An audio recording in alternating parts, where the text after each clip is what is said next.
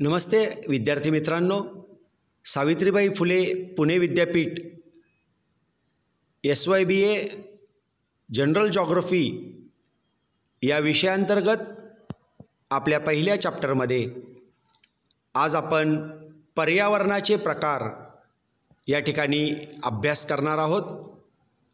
Collection and presented by doctor Sanjay Jagtap. प्रामुख्याने पर्यावरणाच्या प्रकारांमध्ये आपण सुरुवातीपासून हे शिकत आलेलो आहे की पर्यावरणामध्ये निसर्गतः निर्माण झालेलं नैसर्गिक पर्यावरण, तर दुसऱ्या घटकामध्ये मानवाने निर्माण केलेलं मानवी पर्यावरण, परंतु त्यास कल्चरल एन्व्हायरमेंट म्हणजे सांस्कृतिक पर्यावरण असे या ठिकाणी आपल्याला नामोल्लेख करावा लागतो. नैसर्गिक पर्यावरणाअंतर्गत आपण जे सुरुवातीला एक डेफिनेशन पाहिलेली होती किंवा तुम्हाला सर्वांना माहिती आहे, the earth contain the lithosphere, atmosphere and hydrosphere. All these three sphere contain the living organisms and the non-living things. The correlation of all these factor is the study of geography as well as the study of environment. तर त्याच पद्धतीने बघा, नैसर्गिक पर्यावरणाचे सुद्धा आपल्याला दोन विभाग करावे लागतात. पहिल्या विभागामध्ये जलावरण म्हणजेच त्याला हायड्रोस्फिअर आपण म्हणतो, मृदावरण म्हणजे लिथोस्फिअर आणि वातावरण म्हणजे ॲटमॉस्फिअर. या तीनही आवरणांमध्ये आपल्याला प्राणी, विविध प्रकारच्या वनस्पती आणि सूक्ष्मजीव यांचा आपल्याला समावेश करावा लागतो. परंतु या सर्व घटकांच्या संदर्भामध्ये आपल्याला काही भौगोलिक घटकही अभ्यास करणं हे अत्यंत महत्त्वाचं असतं. आणि म्हणून नैसर्गिक पर्यावरणामध्ये आपण ज्या वेळेला भौगोलिक घटकाच्या संदर्भात भाग अभ्यासत असतो त्यावेळेला कोणत्याही प्रदेशाचं क्षेत्र आणि त्याचा असलेला आकार, त्या ठिकाणची किंवा त्या प्रदेशाची भूगर्भ रचना, त्या प्रदेशाची पर्वत, पठारं, मैदाने, वाळवंटी प्रदेश अशा पद्धतीची असलेली भूरचना, त्या प्रदेशाचं असलेलं हवामान, त्या प्रदेशामध्ये असलेली मृदा किंवा त्या ठिकाणी असलेली जमीन, त्यानंतर त्या प्रदेशामध्ये निर्माण झालेली प्रवाह प्रणाली, या सर्व घटकांचा अभ्यास आपल्याला नैसर्गिक पर्यावरणामध्ये करणं अत्यंत महत्त्वाचं असतं. परंतु जेव्हा सांस्कृतिक पर्यावरणाचा अभ्यास करावा लागतो त्यावेळेला या सांस्कृतिक पर्यावरणाच्या अभ्यासामध्ये कोणत्याही पद्धतीने नैसर्गिक घटकांचा अभ्यास केला जात नाही, तर या प्रदेशामध्ये किंवा या विभागामध्ये सांस्कृतिक पर्यावरणाअंतर्गत मानवी आविष्कारांचा अभ्यास आपल्याला या ठिकाणी करावा लागतो. या पर्यावरणाअंतर्गत लोकसंख्येच्यामुळे निर्माण झालेलं पर्यावरण, विविध आर्थिक क्रियांमुळे निर्माण झालेलं पर्यावरण, सामाजिक घटकांमुळे निर्माण झालेलं पर्यावरण, राजकीय पर्यावरण, धार्मिक पर्यावरण आणि सांस्कृतिक पर्यावरण म्हणजेच मानवी आविष्कारांच्या घटकांचा प्रामुख्याने अभ्यास या सांस्कृतिक पर्यावरणामध्ये आपणास करता येऊ शकतो. आता थोडं डिटेलमध्ये आपण ह्या पर्यावरणाचा अभ्यास या ठिकाणी करूया. सर्वात प्रथम नैसर्गिक पर्यावरणाअंतर्गत एखाद्या प्रदेशाचं किंवा देशाचं असलेलं स्थान, क्षेत्र व आकार याचा अभ्यास आपल्याला या पर्यावरणात करावा लागतो. कोणत्याही प्रदेशाचं स्थान हे निसर्गनिर्मित असतं विद्यार्थी मित्रांनो. एखादा देश उचलला आणि दुसऱ्या ठिकाणी नेऊन बसवला हे आपल्याला मानवाला अजून शक्य झालेलं नाही आहे. एखादा प्रदेश, एखादा देश, एखादी रचना त्या ठिकाणी आपल्याला निसर्गनिर्मित असलेली दिसून येते आणि त्या प्रदेशाचं स्थान आपल्याला वर्णनात्मक स्वरूपाने सांगितलं जात नाही, तर ते स्थान तुम्हाला अक्षवृत्त आणि रेखावृत्त यांच्या सहाय्याने आपल्याला सांगितलं जातं. तसंच त्या क्षेत्राचा आकार जो आपल्याला पाहायला मिळतो हा सुद्धा आपल्याला निसर्गनिर्मित असलेला पाहायला मिळतो. उदाहरणार्थ भारताचं द्वीपकल्पीय स्थान आणि त्याचा असलेला आकार हा कुणी मानवाने नाही निर्माण केलेला आहे. या ठिकाणी हा आकार द्वीपकल्पीय आकार हा प्रामुख्याने निसर्गाने निर्माण आपल्याला केलेला दिसतो. परंतु काही ठिकाणी मात्र बघा, या स्थानाच्या बाबतीत, त्याच्या आकाराच्या बाबतीत मात्र मानवाने निश्चितपणे हस्तक्षेप निर्माण केलेला आहे असं आपण त्या ठिकाणी सांगतो व त्यामुळे पर्यावरणाचा समतोल हळूहळू ढासळत आहे असं आपण त्या ठिकाणी सांगता येतं. खूप चांगलं उदाहरण तुम्हाला तुमच्या जवळचं सांगता येतं मुंबई शहराचं.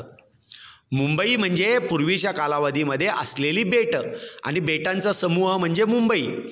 परंतु या मुंबईच्या बेटांमध्ये, खाड्यांमध्ये त्या ठिकाणी जमिनीवरती माती आणून ती या ठिकाणी या खाड्यांमध्ये टाकली गेली आणि त्या ठिकाणी ह्या खाड्या बुजवल्या गेल्या आणि त्या ठिकाणी आपल्याला या वसाहती, मुंबईच्या वसाहती निर्माण झालेल्या दिसतात. परंतु अनेक ठिकाणी जिथे जिथे खाड्या बुडवून, बुजवून, त्या ठिकाणी भर टाकून ज्या ठिकाणी आपण वसाहती स्थापन केलेल्या आहेत त्या ठिकाणी या खाडीतलं पाणी आपल्याला घुसलेलं दिसतं. सदानकदा या घरांमध्ये आपल्याला ओल निर्माण झालेली दिसून येते. असे काही आक्षेप आपल्याला या ठिकाणी मुंबईवरती निर्माण झालेले दिसतात. आणि म्हणून नैसर्गिक पर्यावरणाचा अभ्यास करत असताना जर त्याच्यात मानवाने काही हस्तक्षेप निर्माण केला तर मात्र पर्यावरणाचा समतोल आपल्याला त्या त्या प्रदेशात ढासळत जाताना दिसून येतो. नैसर्गिक पर्यावरणामध्ये हवा आणि हवामान याचा सुद्धा अंतर्भाव आपल्याला निश्चितपणे करावा लागतो. आपल्या कुठल्याही सजीवाच्या जीवन जगण्याच्या दृष्टिकोनातून हवा व त्यातील घटकांना म्हणजे विविध वायू, त्यामध्ये असलेलं बाष्प, त्यामध्ये असलेले धूलिकण अत्यंत महत्त्वाचे मानले जातात. आपल्या सर्वांना माहिती आहे की हवेमध्ये असलेला ऑक्सिजन वायू हा सजीवांना अत्यंत जीवनावश्यक आपल्याला असलेला दिसतो. जर या हवेमध्ये ऑक्सिजन हा वायू नसता तर मात्र आपली सजीवसृष्टी आपल्या पृथ्वीवरती निर्माणच झाली नसती असं आपण निश्चितपणे या ठिकाणी सांगू शकतो. वातावरणामध्ये असलेला कार्बन डायऑक्साईड हा वायू वनस्पतींच्या वाढीकरता, त्यांना अन्न तयार करण्याकरता अतिशय महत्त्वाचा आपल्याला असलेला दिसतो. म्हणजेच नैसर्गिक पर्यावरणातील हवा हा एक अतिशय महत्त्वाचा घटक आपल्या पृथ्वीवरती सजीव सृष्टीकरता अत्यंत आवश्यक आहे. त्यांची वाढ, विकास, उत्क्रांती होण्याकरता सहाय्यभूत ठरतो असं आपण या ठिकाणी सांगू शकतो. आता प्रामुख्याने या हवामानाचा पडलेला प्रभाव मानवी जीवनावरती पडतोच, तसाच तो प्रभाव आपल्या मानवी व्यवसायावरही आपल्याला पडलेला दिसतो. आपण मागच्या वेळेला सांगितलं की उष्णकटिबंधातील जे काही मानवी समुदाय हे सुस्त आणि आळशी असतात आणि थंड कटिबंधातील किंवा समशीतोष्ण कटिबंधातील मानवी समुदाय हा या ठिकाणी उत्साही आपल्याला असलेला दिसून येतो. म्हणजेच हवामानाचा जसा प्रभाव तुमच्या मानवाच्या जीवनावरती आपल्याला पडलेला दिसतो तसाच तोच प्रभाव आपल्याला मानवाच्या व्यवसायावरती पडलेला दिसतो. शेतीतलं उदाहरण तुम्ही घ्या. उष्ण हवामानामध्ये आपल्याला तांदूळ किंवा भात या पिकाचं प्रचंड मोठ्या प्रमाणात उत्पादन निघालेलं दिसतं. परंतु थंड हवामानाच्या प्रभावामुळे आपल्याला गहू या पिकाचं उत्पादन आपल्याला मिळालेलं दिसतं. म्हणजे बघा, व्यवसायावरती सुद्धा तुमच्या हवामानाचा प्रभाव आपल्याला पडलेला दिसून येतो. या ठिकाणी मानवाची वाहतूक म्हणा, दळणवळण म्हणा, व्यापार म्हणा इत्यादी व्यवसायसुद्धा या ठिकाणी आपल्याला हवामानावरती अवलंबून असलेले दिसतात. आणि म्हणूनच पावसाळ्या ऋतूमध्ये आपण जर विचार केला तर प्रचंड मोठ्या प्रमाणावर ज्या वेळेला पाऊस पडतो, ज्या वेळेला काही प्रदेशामध्ये बर्फ पडतो, त्यावेळेला धुळीची वादळं आपल्याला पाहायला मिळतात. ज्या वेळेला दव आणि धुकं आपल्याला पाहायला मिळतं त्याचा निश्चित परिणाम तुमच्या वाहतूक आणि दळणवळणावरती आपल्याला झालेला दिसून येतो. आणि म्हणूनच नैसर्गिक पर्यावरणाचा अभ्यास करत असताना हवा आणि हवामानाचा सुद्धा अभ्यास करणं हे अत्यंत महत्त्वाचं असतं विद्यार्थी मित्रांनो. भूगर्भ रचना म्हणजे पृथ्वीच्या अंतर्गत भागामध्ये भूगर्भात निर्माण होणाऱ्या हालचाली व त्याचा होणारा परिणाम भूपृष्ठावर आणि वातावरणावर आपल्याला निश्चितपणे पडलेला दिसून येतो. बघा, आपण ज्या वेळेला निसर्ग आणि मानव यांच्या सहसंबंधाचा अभ्यास करत असतो त्यावेळेला हा जो पडलेला प्रभाव आपल्याला एक वेगळ्या अर्थाने त्या ठिकाणी मानवाला निसर्गाच्या श्रेष्ठत्वाची जाणीव निश्चितपणे आपल्याला करून देताना दिसून येतो. भूगर्भातील हालचालींमुळे निर्माण होणारे ज्वालामुखीचे उद्रेक आणि भूकंप याचा प्रभाव आपल्याला भूपृष्ठावर पडलेला दिसतो आणि त्याच्या प्रभावामुळे आपल्याला भूपृष्ठावर मानवी कार्यामध्ये विविधता निर्माण झालेली दिसून येते. जमीन आणि मृदा या दोन घटकांचा जेव्हा आपण अभ्यास करतो त्यावेळेला सुपीक काळी कसदार मृदा ही पिकांच्या पोषणाकरता ही अत्यंत चांगली असते असं आपण या ठिकाणी शेती या व्यवसायाच्या बाबतीत आपण सांगू शकतो.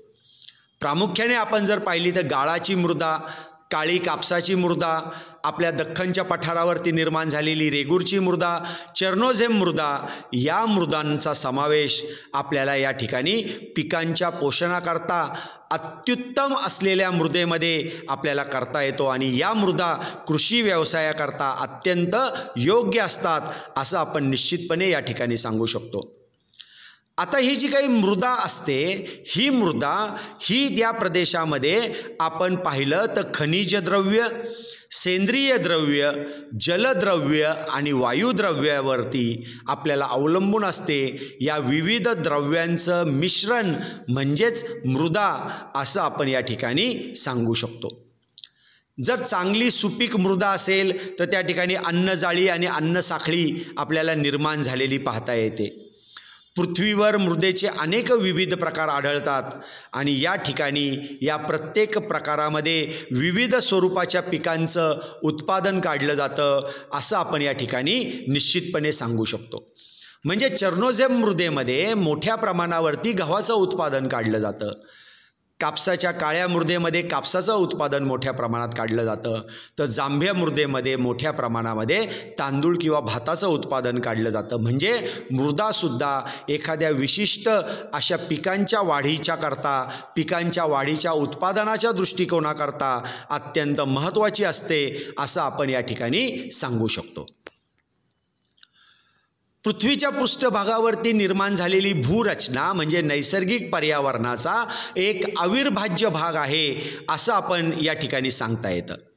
मानवाचे निर्माण झालेले विविध प्रकारचे व्यवहार आणि व्यवसाय यांच्यावर भूरचनेचा आपल्याला परिणाम होतो हे आपण सांगता येतं.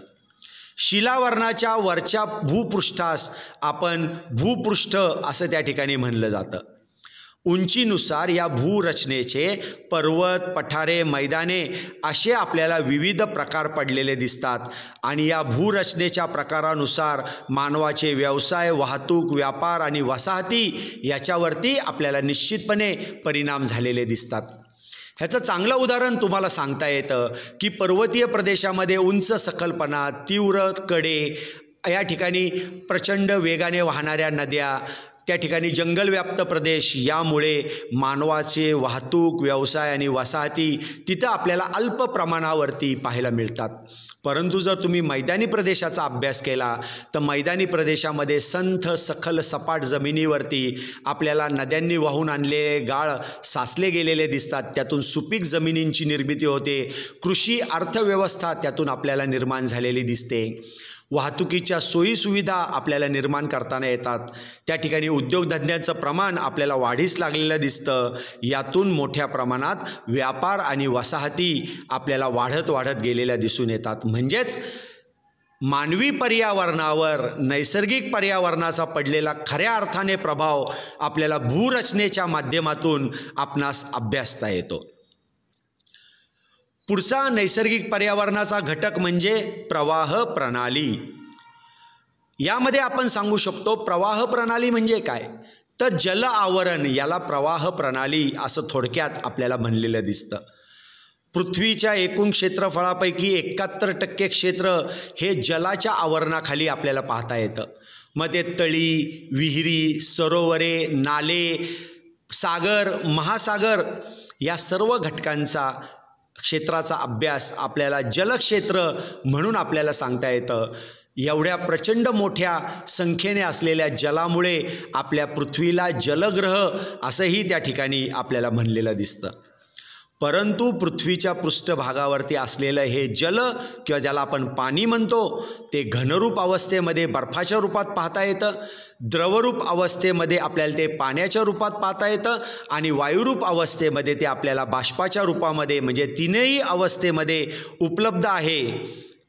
जलचक्र हे एक अतिशय महत्त्वाचं चक्र जे प्रवाह प्रणालीकरता आपल्याला महत्त्वाचं असलेलं दिसतं की ज्या जलचक्रामुळे आपल्याला या ठिकाणी पाण्याची वाफ होते, ही वाफ थंड होते, सांद्रीभवनाची क्रिया होते, ढगांची निर्मिती होते आणि सजीवांना जीवन जगण्याकरता आवश्यक असणारं पाणी पावसाच्या रूपाने परत एकदा जमिनीवरती आपल्याला पडलेलं दिसून येतं.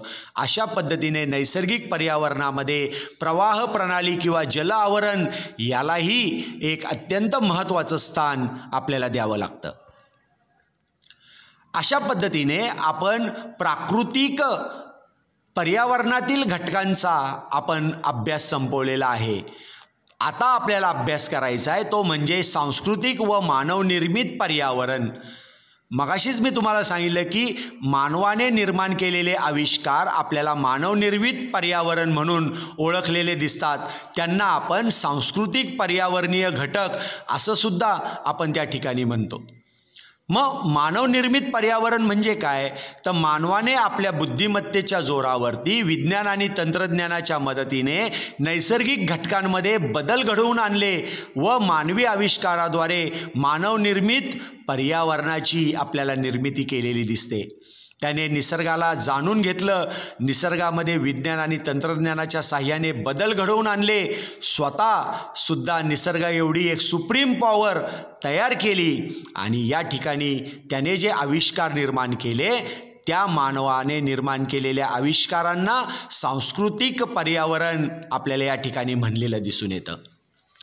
कोणते कोणते घटक आपल्याला मानवनिर्मित पर्यावरणामध्ये पाहता येतात तर त्याला म्हणलं जातं लोकसंख्या पर्यावरण. आता लोकसंख्येला एक वेगळ्या पद्धतीने साधन संपदांचा दर्जा या ठिकाणी दिलेला आपल्याला पाहता येतो. कारण निसर्गाने ज्या पद्धतीने मानवाला खाण्याकरता पोट दिलेलं आहे तसंच ते खाणं किंवा अन्न मिळवण्याकरता दोन हातही आपल्याला दिलेले दिसतात. मानवाला प्रचंड मोठी बुद्धिमत्ता या ठिकाणी दिलेली दिसून येते आणि म्हणून थोडक्यात आपल्याला जर सांगायचं म्हणलं तर ज्या पद्धतीने मृदा, पाणी, वनस्पती, खनिज संपदा, सूर्यप्रकाश यांना आपण साधन संपदा म्हणतो त्याच पद्धतीने मानवाची लोकसंख्या ही सुद्धा एक वेगळ्या अर्थाने धष्टपुष्ट किंवा सुदृढ अशी साधन संपदा आपल्याला मानणं गरजेचं आपल्याला पाहता येतं. लोकसंख्या पर्यावरण हा सांस्कृतिक पर्यावरणाचा महत्त्वाचा घटक आज आपल्याला पाहता येतो आणि या लोकसंख्येला अनुसरून मानवाच्या वसाहती, मानवाने निर्माण केलेला व्यापार आणि व्यवसाय यांची वसाहतीनुसार आपल्याला विभागणी केलेली दिसून येते. म्हणजेच बघा की माझा जर शेती व्यवसाय असेल तर माझ्या वसाहतीला त्या ठिकाणी ग्रामीण वसाहती असं म्हणलं जातं. परंतु जर माझा व्यवसाय द्वितीयक व्यवसाय असेल कारखानदारीच्या प्रक्रियेच्या माध्यमातून, तृतीयक व्यवसाय असेल वाहतूक आणि दळणवळणाच्या माध्यमातून आणि चतुर्थक व्यवसाय असेल सेवांच्या माध्यमातून तर मी ज्या वसाहतींमध्ये राहतो त्या वसाहतींना त्या ठिकाणी नागरी वसाहती म्हणलं जातं व प्रत्येक वसाहती ह्या तेथील कार्याला अनुसरून आपल्याला ओळखलेल्या दिसतात आणि परिणामी त्या प्रत्येक वसाहतींमधील पर्यावरण आपल्याला वेगवेगळं असलेलं दिसून येतं. सांस्कृतिक पर्यावरणामध्ये आर्थिक पर्यावरणाचा अभ्यास आपल्याला या ठिकाणी करता येतो. या आर्थिक पर्यावरणाच्या अनुषंगाने मानवाने विज्ञान, तंत्रज्ञान आणि उपलब्ध असलेली त्या ठिकाणी किंवा मिळवलेली विविध कौशल्य याच्या माध्यमातून जे काही अनेक विविध प्रकारचे व्यवसाय निर्माण केलेले आहेत व त्यातून तो आपल्या कुटुंबाकरता, देशाकरता अर्थप्राप्ती कशा पद्धतीने करतो व आपली स्वतःची आर्थिक धोरणं कशा पद्धतीने राबवतो या धोरणांचा मानवी जीवनावर पडलेला प्रभाव अनुसरून जे पर्यावरण आपल्याला निर्माण झालेलं दिसतं त्याला प्रामुख्याने आर्थिक पर्यावरण असं त्या ठिकाणी आपल्याला म्हणलेलं दिसून येतं. परत एकदा मी तेच दोन उदाहरणं तुम्हाला सांगतो. शेती आणि उद्योगधंद्यांच्या माध्यमातून शेती ही पूर्वी पारंपरिक पद्धतीने आपल्याला केली जात होती असं त्या ठिकाणी आपण सांगू शकतो. आणि या शेती या माध्यमातून उदरनिर्वाहाकरता केली जाणारी शेती हे शेतीचं सगळ्यात प्रमुख वैशिष्ट्य आपल्याला पाहता येत होतं. परंतु आज मानवाने स्वतःच्या विज्ञानाने, तंत्रज्ञानाने आणि कौशल्याने या शेतीमध्ये प्रचंड मोठ्या प्रमाणावरती आपल्याला बदल घडवून आणलेले दिसून येतात. सुधारित बी बियाणांचा वापर, जंतुनाशकांचा वापर, कीटकनाशकांचा वापर, यांत्रिकीकरणाची प्रक्रियेचा वापर, अशा पद्धतीने एक हरित क्रांती मानवाने आपल्याला निर्माण केली गेली. आणि या हरित क्रांतीमुळे प्रचंड मोठ्या प्रमाणावरती आज आपल्याला शेती उद्योगामधून अन्नधान्याच्या उत्पादनात प्रचंड वाढ झालेली दिसून येते. परिणामी पूर्वीचं जे उदरनिर्वाहक स्वरूपाचं जे शेती अर्थव्यवस्थेचं जीवन होतं ते आता अनेक वेगवेगळ्या पद्धतीने बदलत गेलं. विस्तृत यांत्रिक धान्य शेती, मळ्याची शेती, ट्रक फार्मिंग, मिश्र शेती अशा स्वरूपामध्ये त्याच्यामध्ये आपल्याला बदल घडत गेलेले पाहता येतात. उद्योगधंद्यांच्या बाबतीतही आपल्याला तेच सांगता येतं.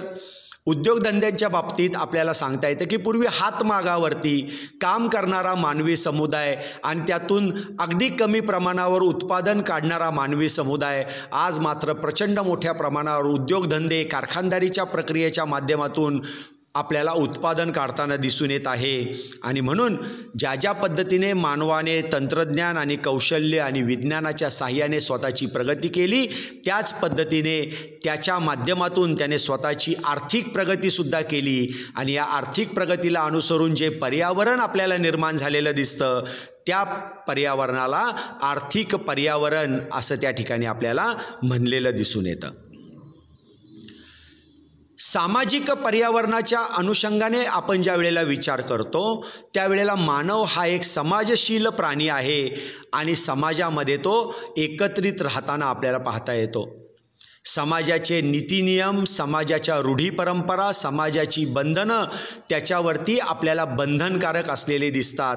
आणि जर त्याने ते बंधनं तोडण्याचा प्रयत्न केला तर कदाचित समाजामधून त्याला बहिष्कृत केलेलं आपल्याला पाहता येतं.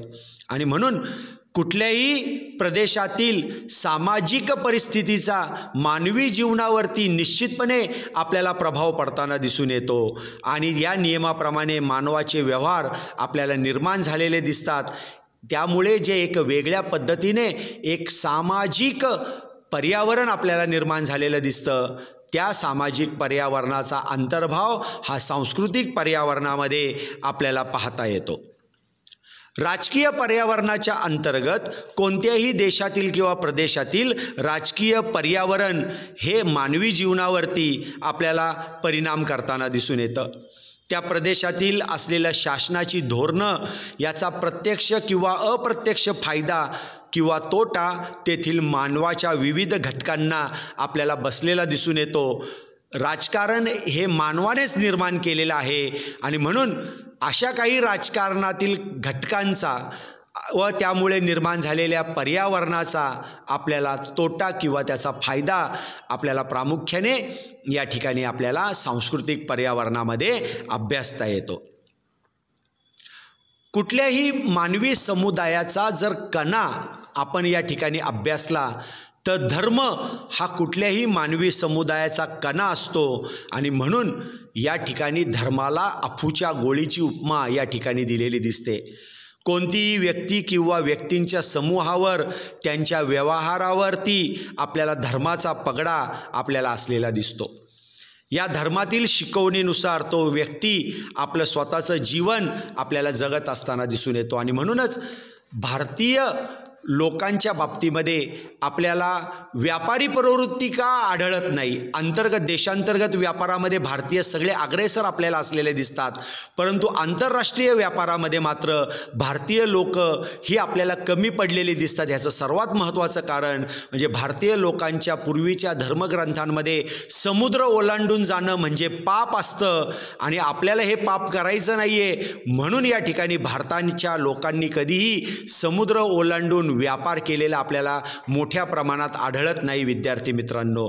अशा पद्धतीने धर्माने सुद्धा घालून दिलेले नीती नियम, धर्माच्यानुसार केलं जाणारं आचरण हे मानवी जीवनावरती, मानवी समाजावरती आपल्याला बंधनकारक असलेलं दिसतं. धर्माच्या माध्यमातून जे जे काही धर्मस्थळं आपल्याला निर्माण झालेली दिसतात, मग हिंदू धर्माची धर्मस्थळं आपण जर पाहिली, पंढरपूर, तुळजापूर, शिर्डी, ज्योतिबा, अशा पद्धतीची धर्मस्थळं, मुस्लिम समुदायाची मक्का, मदिना ही धर्मस्थळं, ख्रिश्चन लोकांची जेरुसलेम आणि चर्चेस ही धर्मस्थळं, या धर्मस्थळाभोवती निर्माण झालेलं पर्यावरण हे एक धार्मिक पर्यावरण आपल्याला पाहता येतं.